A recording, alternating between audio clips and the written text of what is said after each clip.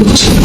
আর আমি বলতে চাই যে আমাদের এখান থেকে রাজনীতিবিদদের অনেক শিক্ষা নেওয়া আছে, যে আজকে 15 বছর 20 বছর থেকে, আগে 5 বছর পরে 15 বছর 20 বছর থেকে এই দুঃশাসনে, আওয়ামী লীগের দুঃশাসনে, হ্যাঁ, অনেক রাজনৈতিক দল পিষ্ট, তাদের অস্তিত্ব বিলীন হওয়ার কথা ছিল, কিন্তু কেউ আন্দোলন সাড়া দিতে পারেনি, সরকার পতন ঘটানোর মতো আন্দোলন করতে পারেনি।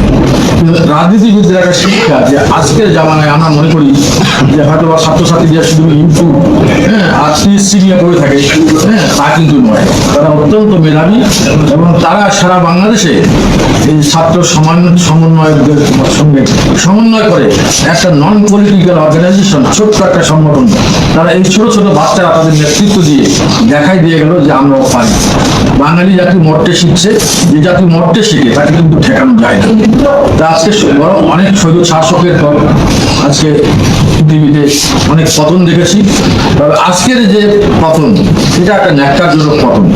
আমি মনে করি যে শেখ হাসিনা সাবেক প্রধানমন্ত্রী, তিনি ছিলেন, তিনি তার দলের নেতাকর্মীদেরকে, হ্যাঁ, অথই সাগরে ফেলাই দিয়ে উনি নিজে বাঁচার জন্য উনি দেশ ত্যাগ করলেন। এটা কিন্তু আমাদের কারো কাম্য ছিল, তাকে বিচারের আওতায় আনা উচিত ছিল।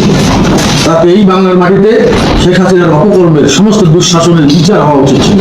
সেই সুযোগটা তিনি দিলেন না। তিনি যে আত্মকেন্দ্রিক, যে নিজে বাঁচলে দলের নেতাকর্মী কোথায় যাচ্ছে খবর নেই, তার একটা বই প্রকাশ দেখে।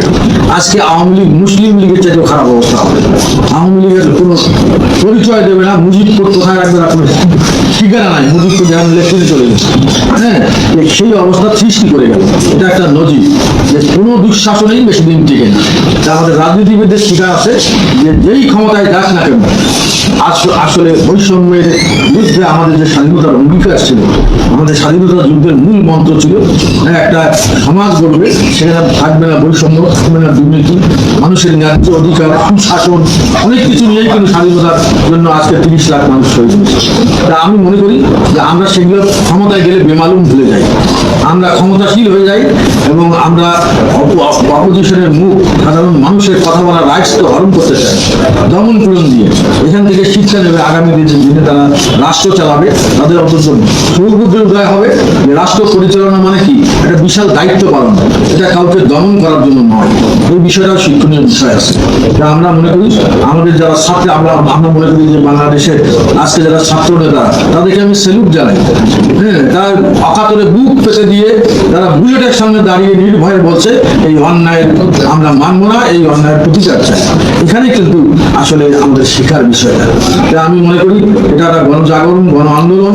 হ্যাঁ, এই আন্দোলনকে দেখে আমাদের সব রাজনৈতিক দলের সঠিক রাস্তায় পথ চলা উচিত। যারাই রাষ্ট্রীয় ক্ষমতায় যাক, তারা ক্ষমতার রাষ্ট্রের যে মালিক জনগণ, এই কথাটা যেন ভুলে না যায়। রাষ্ট্রের এই মালিক জনগণ, সমস্ত ক্ষমতার উৎস হলো জনগণ, সেটা কিন্তু শেখ হাসিনা বেমালুম ভুলে গেছে। যেন আমি সব কিছু করবো, আমি একাই দেশ চালাবো, আমি ক্ষমতাবান, আর কেউ না, সবাই আমার প্রজা, কিন্তু সেটা আজকে ভুল প্রমাণিত হলো।